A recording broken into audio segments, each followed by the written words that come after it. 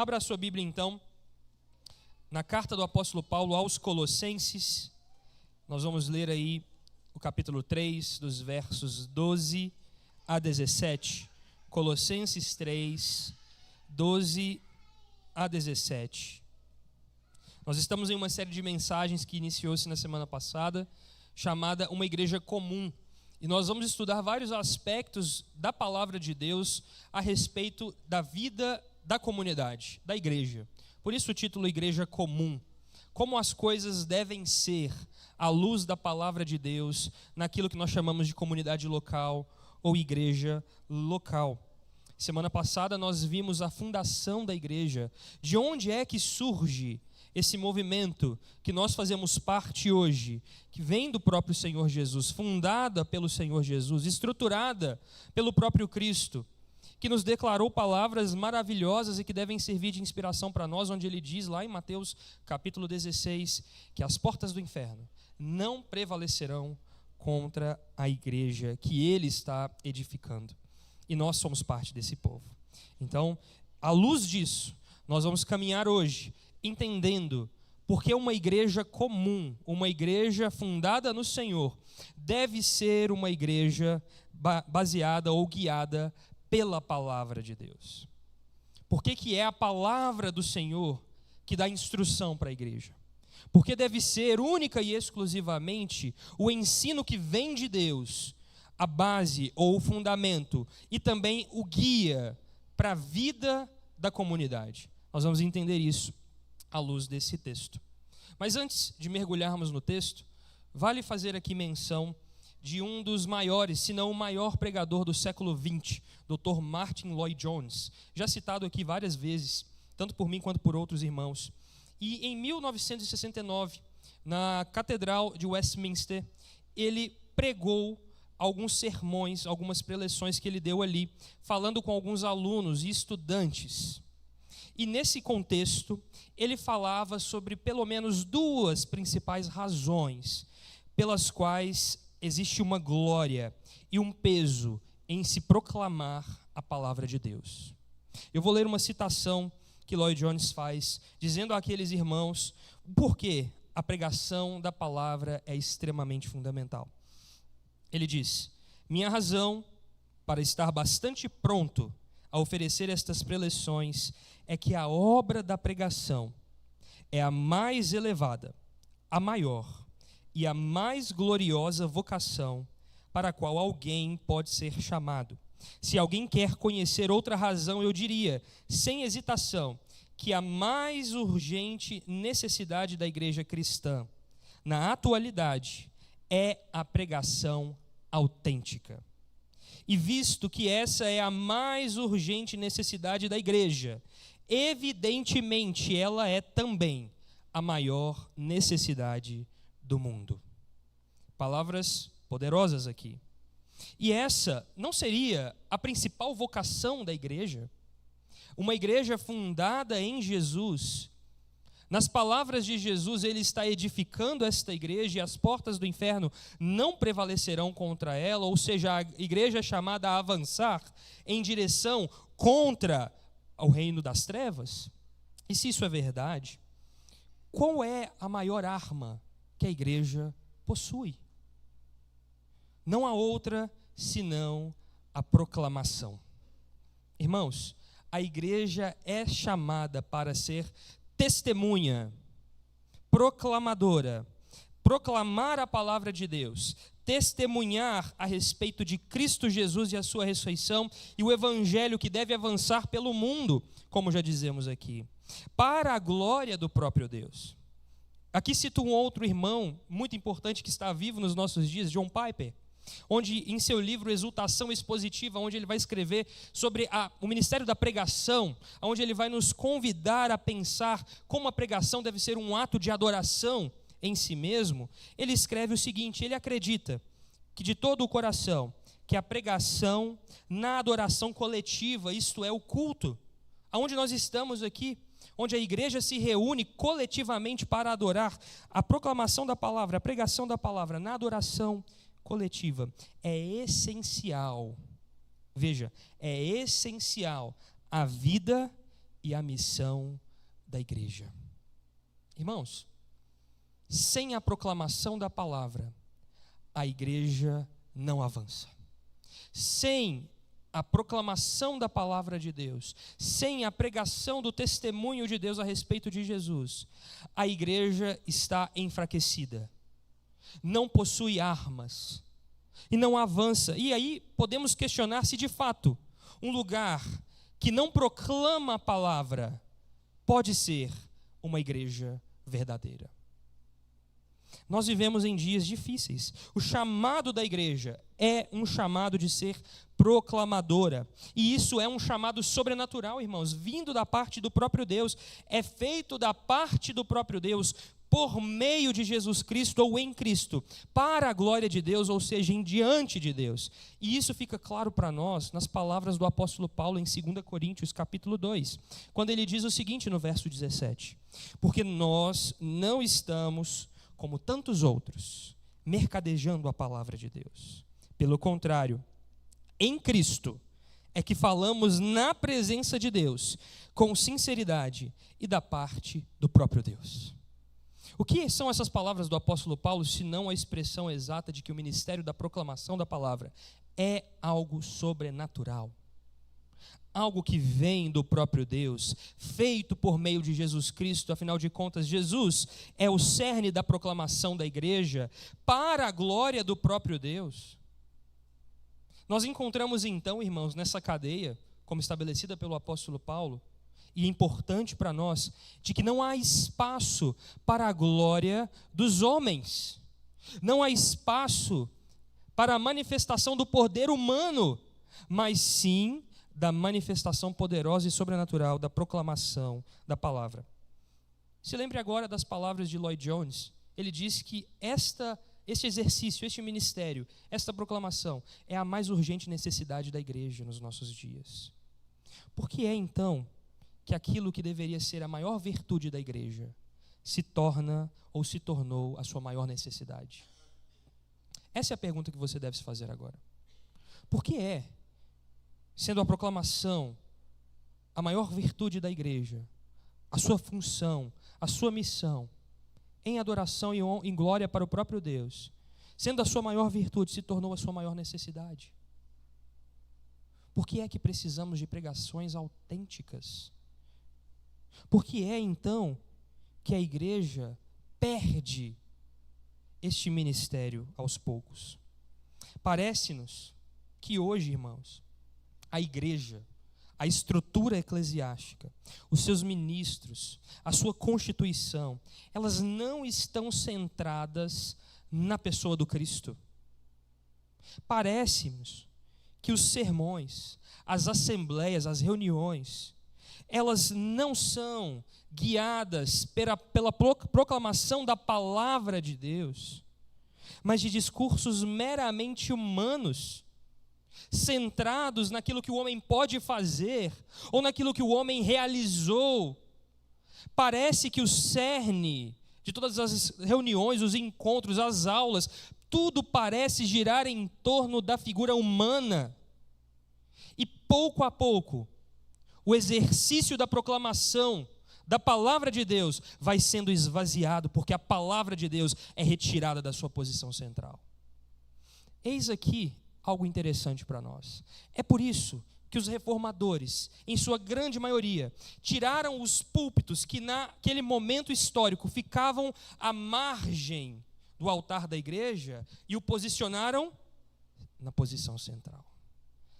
Um indicativo estético de que a palavra que estava à margem deve voltar ao ponto de centralidade.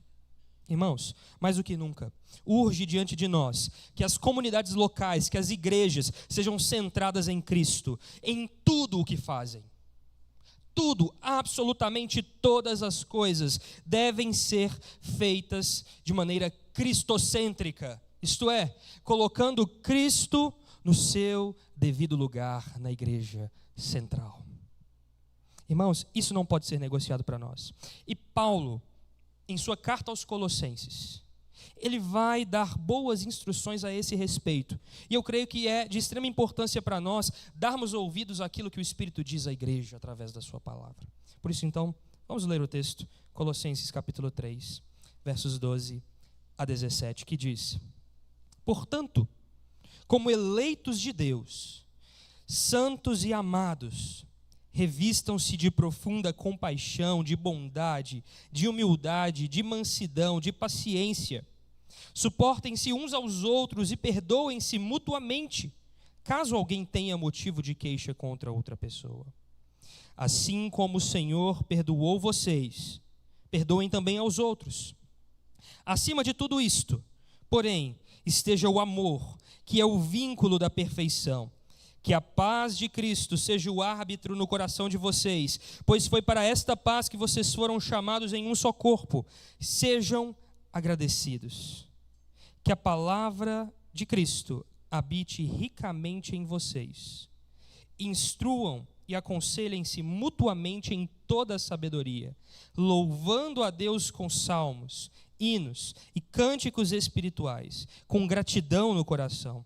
E tudo o que fizerem, seja em palavra, seja em ação, façam em nome do Senhor Jesus, dando por ele graças a Deus Pai. Vamos fechar os nossos olhos e orar mais uma vez.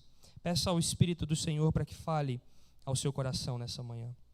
Santo Deus, nos ajuda nesse ministério, ó Pai, da proclamação da verdade, da Tua palavra. Que a palavra habite ricamente em nós, como diz o texto das Escrituras.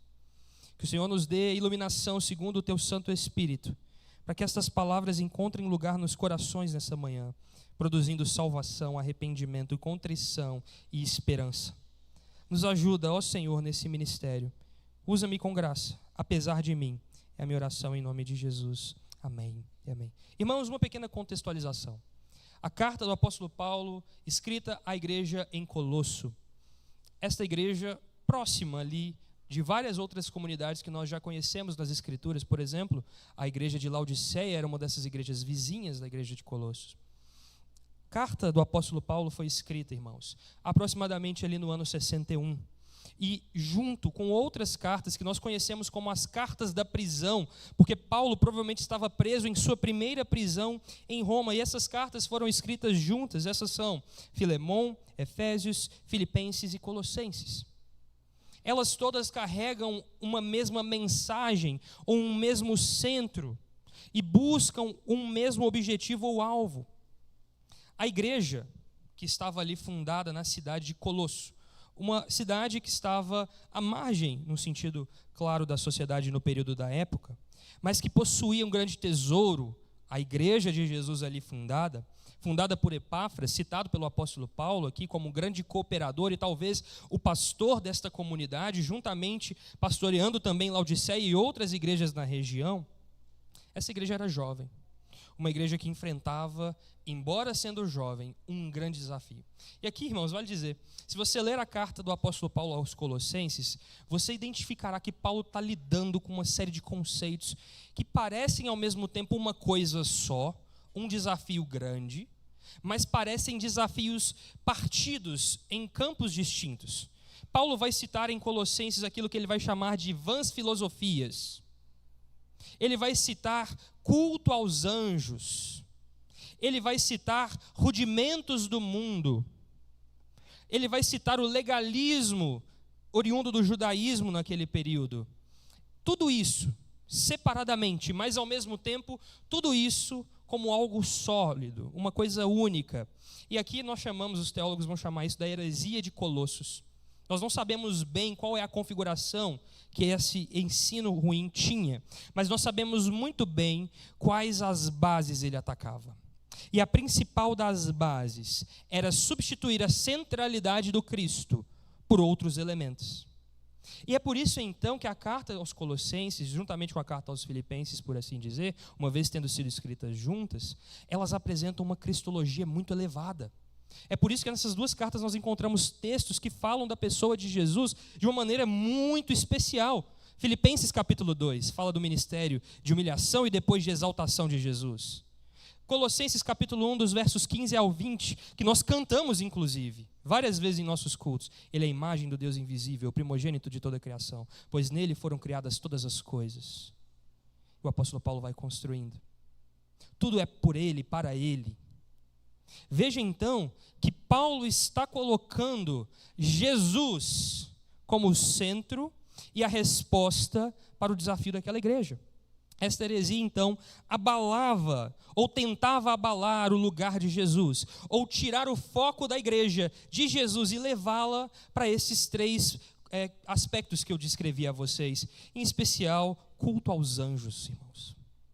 Figuras que eram divinas sendo trazidas ali e sendo colocadas ao lado de Jesus, como se dissesse o seguinte: tudo bem, viva segundo aquilo que Cristo fez e falou, mas também se alimente dessas porções que vêm dos anjos, pois eles vêm de Deus. Nessa mesma dinâmica, isso tudo era um problema muito sério, irmãos. Substituir a centralidade de Cristo por práticas humanas, um tipo de sincretismo que misturava tudo isso e fazia um combo perfeito para a destruição de uma comunidade saudável. Talvez nós não enfrentemos um desafio semelhante à heresia de Colosso, que ficou restrita àquela cidade. Mas certamente nós enfrentamos desafios que tentam, pouco a pouco, tirar a centralidade da figura do Cristo das nossas comunidades e nos colocar em um panteão de divindades. E aqui, irmãos, essas divindades não têm nomes de deuses, elas têm outros nomes, outras configurações, outras formas, mas todas elas buscam minar a pessoa de Jesus diante dos nossos olhos e nos levar e nos afastar completamente daquilo que é a palavra verdadeira sobre quem é Cristo. Paulo escreve então esta carta aos Colossenses para reafirmar a suficiência e a supremacia de Cristo sobre todas as coisas, absolutamente todas as coisas.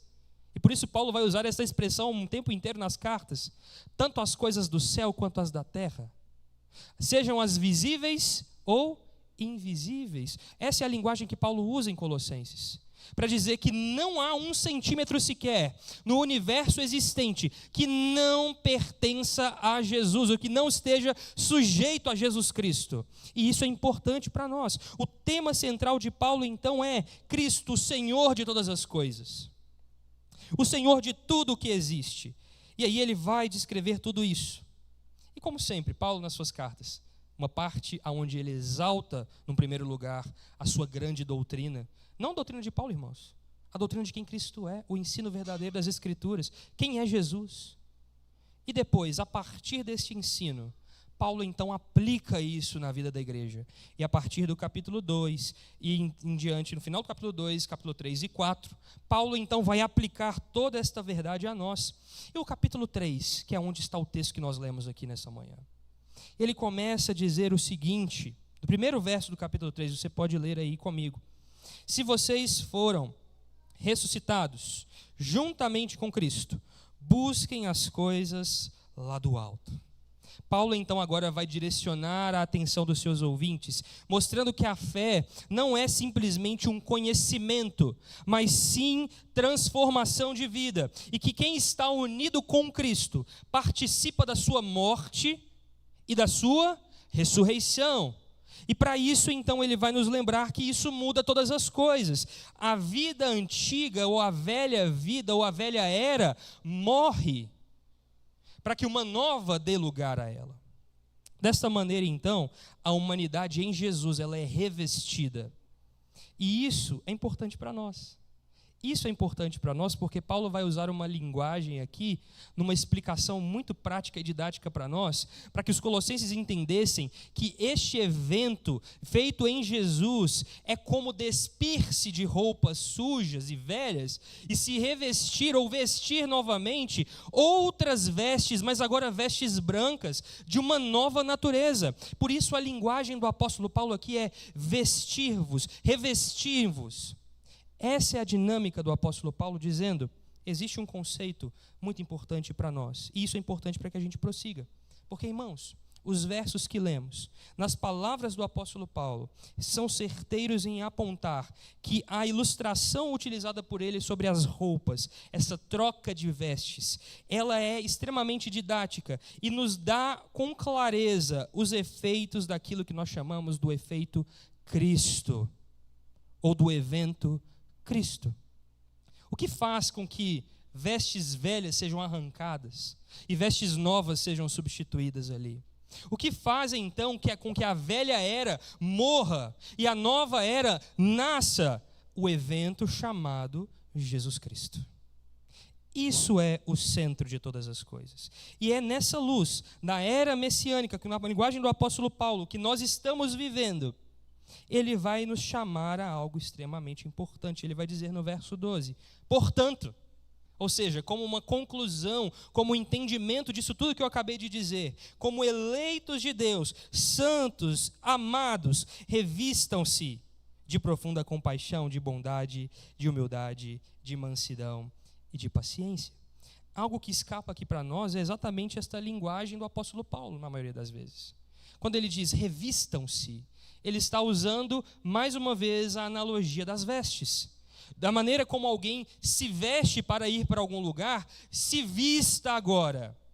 Mais uma vez, com estas coisas, com estas dinâmicas que marcam este evento, este efeito definitivo e transformador na vida das pessoas, que é o efeito ou o evento Cristo. É assim que eu e você fomos chamados. Ainda que as nossas conversões ou a nossa história de conversão não seja daquelas mais mirabolantes, eu e você fomos chamados diante de um cenário marcado por Jesus Cristo. O que muda na minha e na sua vida, para onde nós estamos hoje, é que houve um dia onde Jesus marcou a nossa história. Esse é o evento de se revestir aqui. Como uma pedra que é lançada em um lago que está parado e produz ondas e ondas e mais ondas.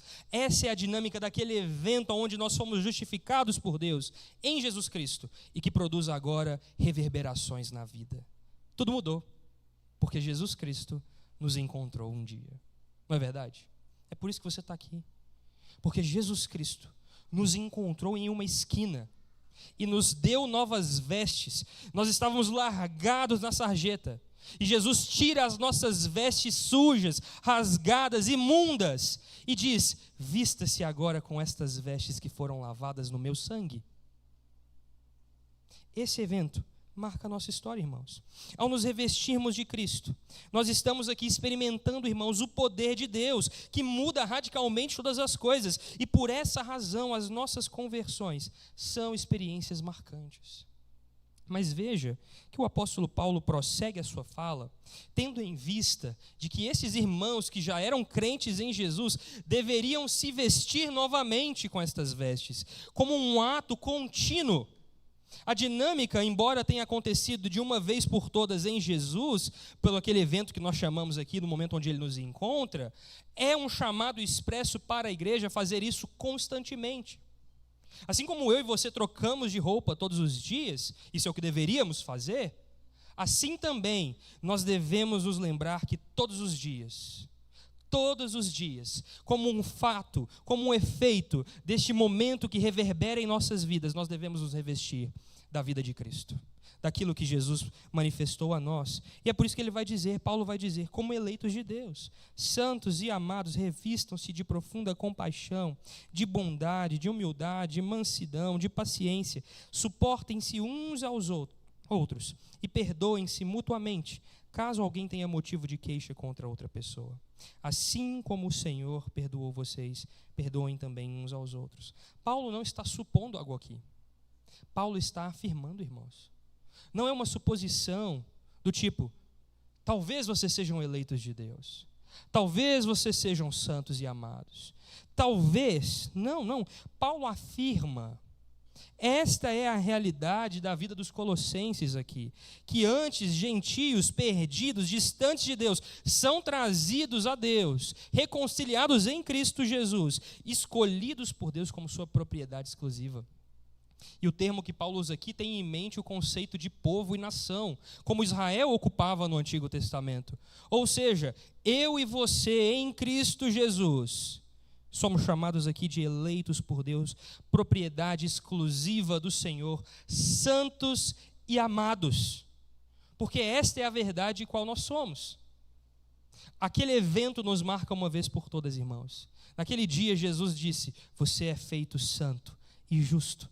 Ainda que nós estamos experimentando a reverberação desses eventos, mas um fato é que esta é a forma pela qual Deus vê o seu povo. Deus vê o seu povo como um povo eleito, santo e amado.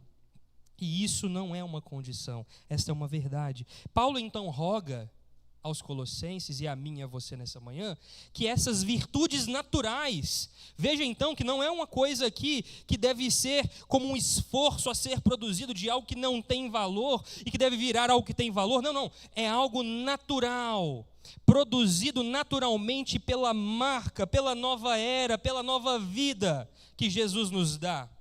Ou seja, essas marcas naturais de Cristo devem se manifestar entre nós. Assim como Paulo conclama aos Colossenses, manifestem assim também. E por isso ele vai dizer: revistam-se de profunda compaixão, bondade, humildade, mansidão, paciência, perdoem-se mutuamente, suportem-se uns aos outros. Isso aqui, irmãos, é uma lista de virtudes que é produzida naturalmente pelo crente verdadeiro.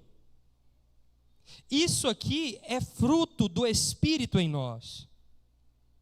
Isso aqui é a verdade que o efeito de Jesus causa em nós. Isso aqui, então, é a naturalidade da igreja. Isso aqui não deveria ser lido por nós como se fossem coisas extraordinárias que estão fora do nosso contexto, porque se estão, algo deve chamar a nossa atenção. Algo está errado. Irmãos, esses são feitos naturais, efeitos de Cristo na nossa história. Mas mais que apontar para esse elemento de um povo eleito de Deus e apontar uma série de virtudes ou dons cristãos, o apóstolo Paulo está fazendo um contraste claro entre as obras anteriores, os frutos da vida anterior e os frutos da verdadeira e da nova natureza, mostrando que esse ato de se revestir é tomar parte dos frutos da nova natureza que temos em Jesus. Isso aqui deve fazer parte da sua rotina, irmãos. Compaixão, humildade, suportar uns aos outros, perdoar uns aos outros. Isso aqui deve fazer parte da nossa vida. Nós que ouvimos a voz do bom pastor, que nós fomos escolhidos, santificados, amados, feitos irmãos, filhos de Deus, isso não deveria ser visto por nós como algo banal. Isso deveria apontar para nós a grandeza de Deus. Porque se essas coisas estão sendo produzidas entre nós, isso glorifica aquele que é o nosso Pai, que nos amou e nos enviou Jesus, a forma pela qual agora nós estamos vivendo. Portanto, isso deve produzir em nós frutos. E o que o Pai espera de nós é que nós possamos produzir frutos. Irmãos, frutos. Assim como alguém que tem uma árvore em sua casa que produz frutos, nada além disso é esperado de nós, do que nós possamos produzir frutos legítimos. É isso que nós somos chamados aqui. E aí o verso 14 nos traz algo interessante. Veja comigo. Acima de tudo isso, porém, esteja o amor, que é o vínculo da perfeição. Que a paz de Cristo seja o árbitro no coração de vocês, pois foi para esta paz que vocês foram chamados em um só corpo, e sejam agradecidos.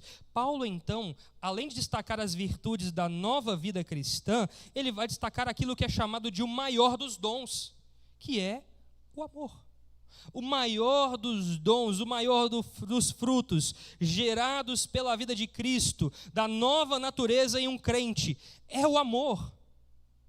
Esse é o maior sinal, a maior virtude de todas. Portanto, aqui, Paulo usa esse termo para dizer o seguinte: como uma peça de roupa que coroa tudo aquilo que foi colocado antes, esteja então acima de todas as coisas o amor, que é o vínculo perfeito, ou o elo perfeito, que une todas as coisas. O amor, como sendo este elo, irmãos, o vínculo, uma corrente que para o corpo de Cristo mantém todas as coisas ligadas. E Paulo usa essa mesma ilustração anteriormente, no capítulo 2, quando ele diz que o corpo de Cristo está perfeitamente ligado e ajustado, assim como o nosso corpo está ligado pelas suas juntas e medulas, assim nós estamos ligados um ao outro. E é a mesma expressão que Paulo usa aqui para dizer sobre o amor no corpo de Cristo, na nova natureza. O amor une todas as coisas perfeitamente. O amor é a maior virtude cristã, como o apóstolo Paulo vai dizer em 1 Coríntios 13. O amor, então, é coroa para a igreja. E isso é importante, irmãos. E isso aponta e atesta o estado, o efeito definitivo da obra de Jesus em nós. Portanto, se nós apresentamos uma série de virtudes, mas não há entre nós amor, nada disso é verdadeiro, são frutos podres. O amor é aquilo que coroa todas as coisas perfeitamente. O elo perfeito. Nós deveríamos buscar do Senhor este dom. Quantos de nós dedicam-se a pedir ao Senhor: Senhor, eu quero ser um grande empresário. Senhor, eu quero ser um grande professor. Senhor, eu quero ser um grande empreendedor. Senhor, eu quero ser o melhor jogador nesse esporte. Senhor, eu quero isso e aquilo. Mas quantos de nós se dedicam tempo pedindo: Senhor, me faça amar perfeitamente? Que essa oração possa ocupar o seu coração hoje. Senhor, me ajude a amar da maneira que o Senhor espera que eu ame, coroando todas as coisas, unindo todas as coisas, pois este é o maior dos dons, irmãos. Este deve ser o nosso desejo, o nosso objetivo. E aí Paulo fala então sobre uma paz, a paz que vem de Cristo, que atua no coração dos crentes. E ele vai dizer o seguinte, algo interessante: vale lembrar que essa paz aqui, irmãos, que deve operar como um árbitro, um governante no coração, não é uma paz interior própria sua. É a paz de quem, irmãos?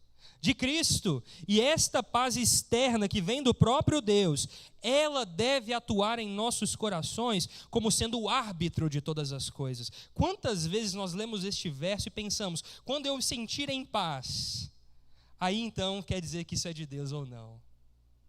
Irmãos, não é isso que o texto está dizendo. O que o texto está dizendo é que a paz de Cristo, aquilo que Cristo anuncia ao seu povo, graça e paz, isso seja o juiz no nosso coração, em nossas decisões. Ou seja, não é o que me traz mais paz, mas é aquilo que proclama a paz que Cristo proclamou ao seu povo. Essa deve ser a minha escolha. Essa deve ser a minha direção. É a paz que chancela as decisões tomadas para pacificar os corações, irmãos. No sentido de colocar de lado tudo aquilo que o nosso coração vem trazendo como sendo uma opção para nós. A paz de Cristo pacifica o coração em guerra. E isso vem do próprio Deus, esta obra do próprio Deus. Se a paz de Cristo, então, irmãos, deve ser o árbitro do nosso coração, isso significa que em toda disputa, toda discordância, todo conflito no meio da igreja comum, nós devemos entregar o martelo de juiz e a bandeira da vitória a Ele, Jesus Cristo. O desafio contemporâneo nas nossas comunidades, porque vivemos à margem da palavra de Deus, é que nós desejamos estar sempre certos. E o desejo por estar certo alcança a nossa vida individualmente, mas afeta a nossa conexão como comunidade. Esse é o nosso desafio. Nós buscamos constantemente uma validação da nossa própria opinião. A vitória em um debate, eu já disse isso aqui a vocês, irmãos, e digo mais uma vez: cuidado com os debates das redes sociais. Isso é muitas vezes extremamente danoso, porque nós não temos ali pessoas dispostas a apresentar as suas posições com clareza e amor. O que há na maioria das vezes é um desejo egoísta de ganhar uma discussão. Irmãos, isso não vale a pena para nós. Dedica seu tempo para você ver um debate de várias e várias horas para ler a Bíblia, para estudar a palavra de Deus, para orar, pedir a Deus para que a paz reine em seu coração e te ajude a tomar decisões boas. Mas não gaste o seu tempo fora desse contexto. E vale dizer aqui, irmãos, quando um conflito surge entre nós, o nosso instinto natural é lutar para que o outro reconheça que nós estamos certos. O que a gente quer é isso, a gente não quer a pacificação.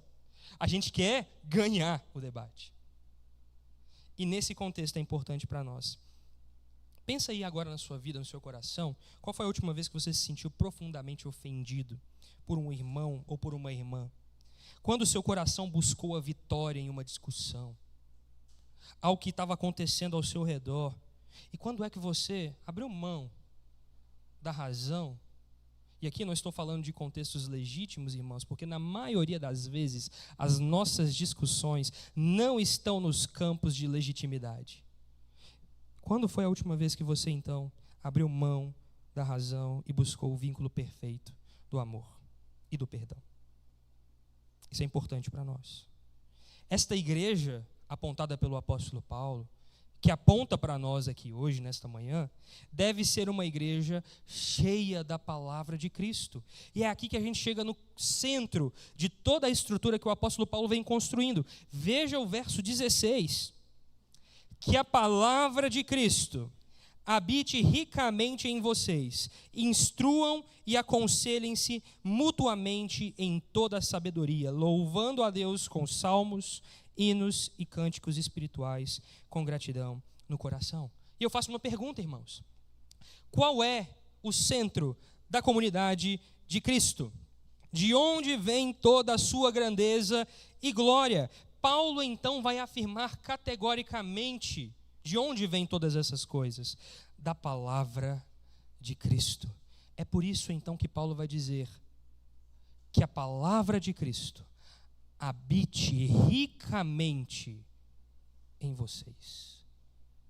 Irmãos, há algo aqui extremamente extraordinário. Que a palavra de Cristo habite ricamente.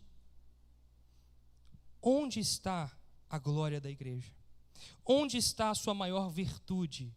Na proclamação e na vida pela palavra de Cristo. Tudo isso que nós dizemos até aqui só pode ser dito uma vez que nós estamos diante da verdadeira, única e maravilhosa palavra de Deus. Então o apóstolo Paulo vai dizer o seguinte: o verdadeiro ensino. E aqui a palavra do apóstolo Paulo para nós deve ser entendida. Quando ele diz a palavra de Cristo habite ricamente em vocês, Paulo não está em primeiro plano pensando nas palavras ditas por Jesus. Talvez seja a sua lógica de interpretar aqui. Mas sim o verdadeiro ensino sobre Jesus. O que é dito verdadeiramente sobre Jesus. É isso que fundamenta a igreja. A proclamação do evangelho pelos apóstolos. E os apóstolos foram chamados para pregar o evangelho dando testemunho da ressurreição de quem, irmãos? De Jesus Cristo. Ou seja, o centro da pregação apostólica é Jesus. A sua vida, o seu ministério, a sua morte, a sua ressurreição, a proclamação de que o tempo agora é de arrependimento dos pecados e conversão do coração a Jesus Cristo. E é assim que um sermão era pregado no primeiro século. Creia no Senhor Jesus, se arrependa dos seus pecados, aquele que foi ressuscitado dos mortos, ordena para que você se arrependa e então seja batizado. Irmãos, simples e simples assim. Mas o que há de tão belo nessa proclamação? Cristo. Jesus é o centro. Palavra sobre Jesus. Ou seja, o ensino sobre Cristo, o que Paulo está dizendo aqui, é que deve governar a vida da igreja verdadeira. Esse é o verdadeiro poder da proclamação da igreja. Proclamar Cristo em sua glória revelada pelas Escrituras. E isso deve ser inegociável a nós. Foi isso que os discípulos no caminho de Emaús aprenderam do próprio Jesus. Quando o texto vai nos dizer que Jesus, expondo os salmos, os profetas e toda a lei, falou-lhes a respeito de si mesmo. Porque as Escrituras dão testemunho sobre Jesus Cristo. E se isso é verdade, irmãos, O que o apóstolo Paulo tem aqui, então, é que a nossa vida em comunidade, a igreja verdadeira, deve ser cristocêntrica. Deve habitar em Cristo. E aqui, vale dizer algo. O apóstolo Paulo usa um adjetivo. Ele diz, habite ricamente. Quando o apóstolo Paulo está dizendo isso aqui, irmãos, e isso fica mais evidente na sua carta, quando ele faz aquela proclamação maravilhosa sobre Jesus, que eu citei a vocês há pouco, em Colossenses capítulo 1, dos versos 15 a 20, ele está dizendo para nós o seguinte, que nós não podemos diluir estas verdades. Ricamente quer dizer em pleno conteúdo. A proclamação do evangelho que muitos ouviam naquele tempo era um evangelho diluído, irmãos. Há alguma semelhança com os tempos em que vivemos? Muitos dizem, pregamos Jesus, mas esvaziam o evangelho de Cristo. Pregamos Jesus, mas não anunciam a vida e o ministério de Jesus por completo. Pregamos a palavra de Jesus, mas tiram porções da palavra segundo o seu prazer. Irmãos, esta não é a orientação para a igreja verdadeira, a igreja comum deve habitar na palavra de Deus, ou melhor, a palavra de Deus deve habitar ricamente nela, com toda a profundidade. Então, nós não devemos nós não devemos nos apegar, irmãos, às superficialidades das nossas palavras. Pelo contrário, nós devemos habitar profundamente na proclamação de Cristo através da palavra.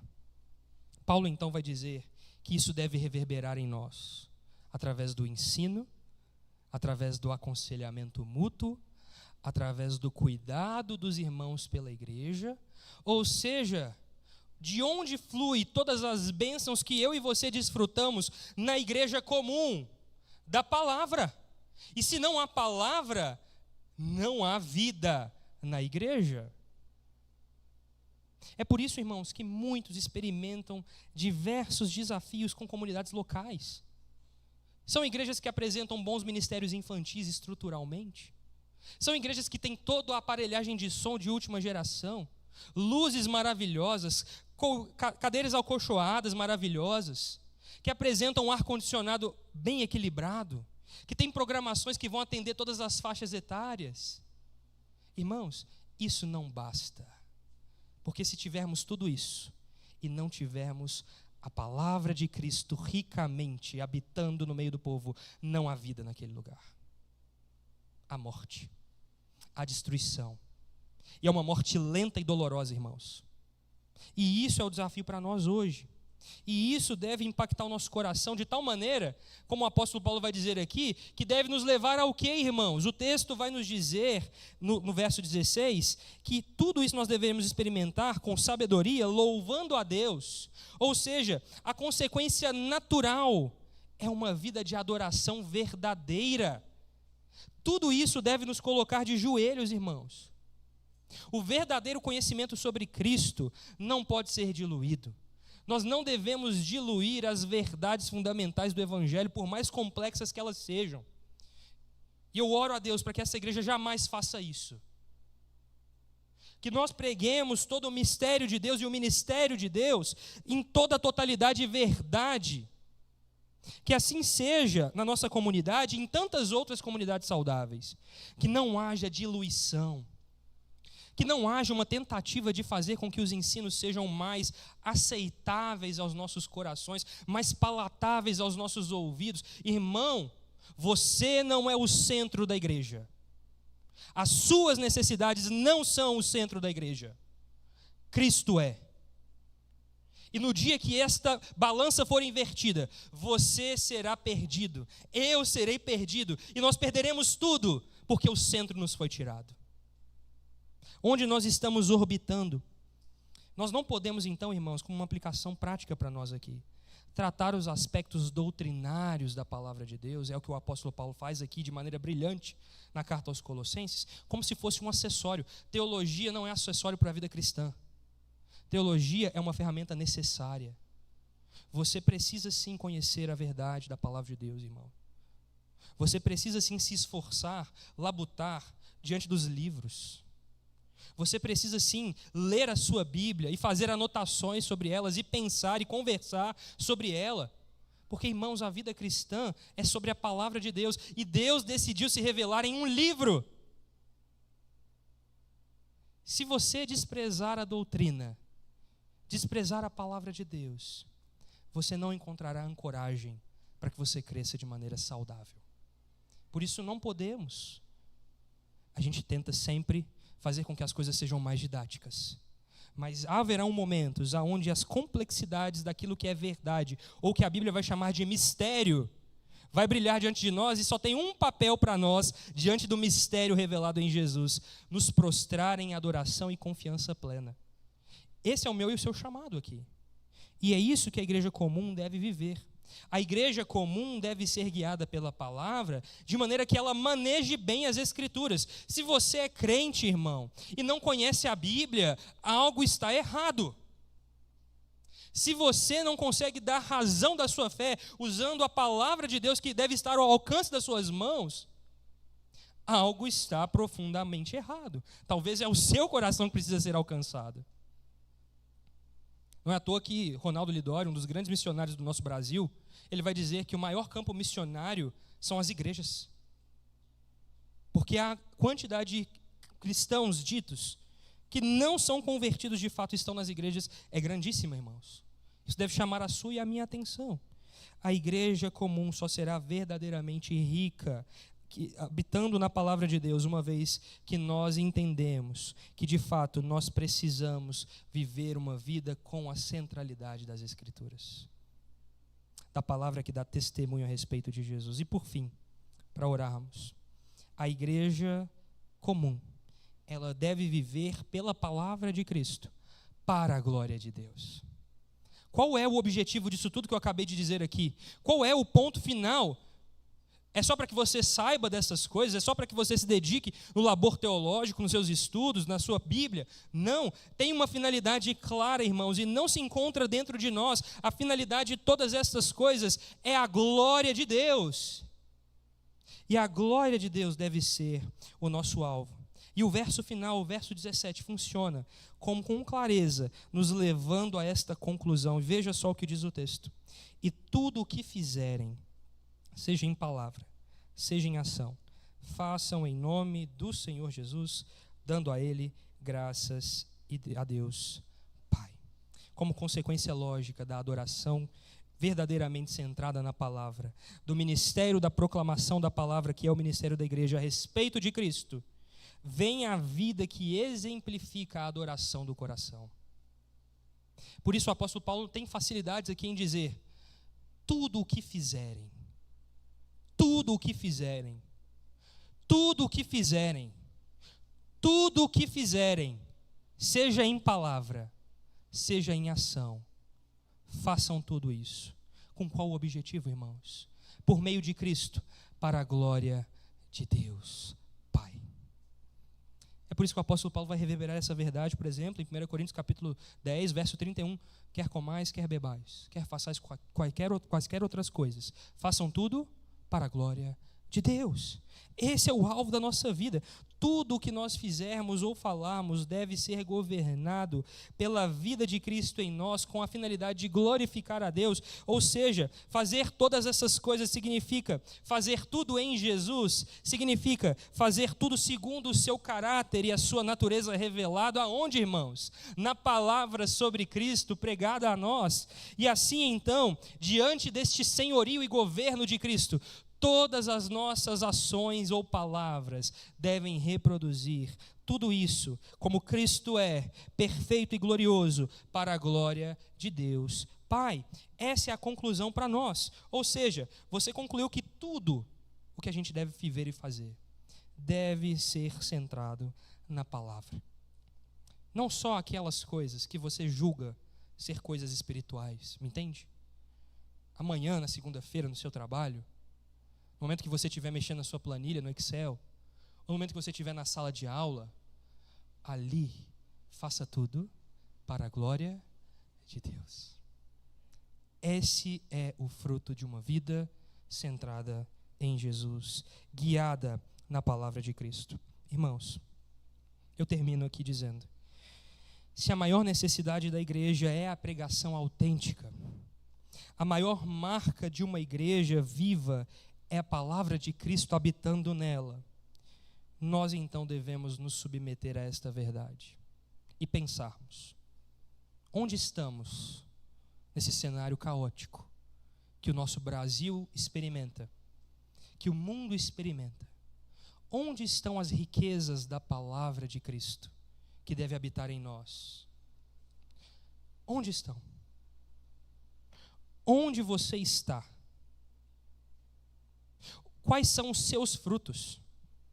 Será que os seus frutos são frutos coerentes com a velha natureza? Pecado, ira, dissensão, discórdia, idolatria?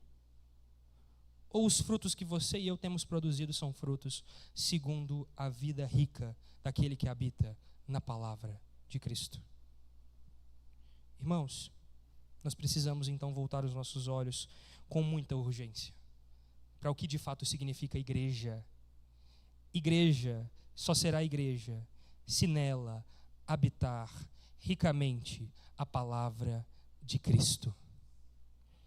Tendo todo o resto e não tendo palavra não serve. Tendo palavra e não tendo todo o resto, você encontrou tesouro. Tendo palavra e talvez não tendo o melhor departamento infantil, você encontrou tesouro. Tendo palavra, mas talvez não tendo as melhores paredes, você encontrou tesouro. Tendo palavra, mas não tendo café da manhã, você encontrou tesouro. Irmãos, que nós possamos voltar os nossos olhos com urgência para a finalidade pela qual nós estamos aqui. Não são essas coisas. É a palavra de Deus que produz frutos gloriosos entre nós, para a glória do próprio Deus. Oremos. Santo Deus e eterno Pai, obrigado, Jesus, pela sua santa, viva, preciosa e rica palavra, ó Deus. Que o Senhor ajude os meus irmãos aqui a entenderem a natureza da igreja, uma igreja guiada pela palavra, pelas escrituras, a respeito do Cristo, porque Tu és o centro de todas as coisas. Nós cantamos isso aqui várias vezes: Jesus é o centro de tudo o que há. E por isso, ó Pai, nosso desejo é viver uma vida centrada em Cristo e em Suas palavras. Porque o Senhor diz que aquele que ama ao Senhor obedece às Suas palavras, vive segundo as Suas palavras. E o Senhor, que é a própria palavra encarnada, nos diz que fora de Ti, se não estivermos ligados à videira verdadeira, nós não poderemos produzir fruto bom algum. Por isso, ó Pai, nos ajuda, para que o Teu povo aqui, ó Deus, nessa comunidade local, possa viver uma vida rica, segundo a palavra de Cristo.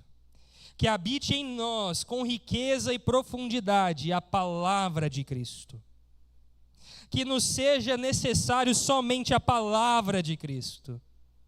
Ainda que nos falte todo o resto, que nós tenhamos tudo porque temos a palavra de Cristo. E que esses frutos nos acompanhem, ó Deus. Que essa comunidade seja marcada pela bondade, pela humildade, pelo amor, que é o vínculo da perfeição. Que essa comunidade seja uma comunidade onde os irmãos suportam uns aos outros, perdoam uns aos outros. E assim o Teu nome seja glorificado em nós, até o dia em que o Senhor mesmo consumará as verdades do reino em nós, para a Sua glória. Nós oramos em nome de Jesus. Amém, amém. Que o grande amor de Deus, o nosso Pai, a graça salvadora de Jesus, a comunhão e a direção do Espírito Santo seja com todo o povo do Senhor, hoje, aqui e para sempre. Amém, amém. Alguns avisos, irmãos.